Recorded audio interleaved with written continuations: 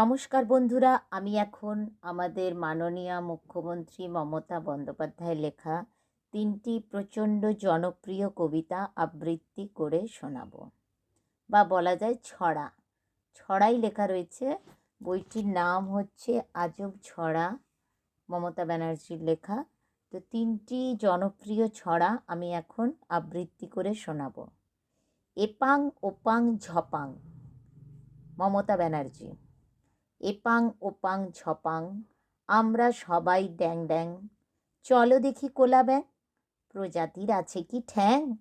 এপাং ওপাং ঝপাং, সুর ধরেছে পটাং, ব্যাং ডাকে গ্যাং গ্যাং, হাতির কত বড় ঠ্যাং। এপাং ওপাং ঝপাং, পড়ে গিয়ে পটাং, বাঁচাও বলে ঝপাং, মুচকি হাসে এপাং। নমস্কার। এবারে পড়ব হাম্বা, মমতা ব্যানার্জি। হরে কর কম্বা, গরু ডাকে হাম্বা, গর্জন করে অম্বা, মা ডাকেন বুম্বা। হরে কর কম্বা, ডব্বা ডব্বা রব্বা, হুড় হুড় করে হুম্বা, তোবা তোবা আব্বা। তৃতীয় জনপ্রিয় কবিতাটি হলো নাম।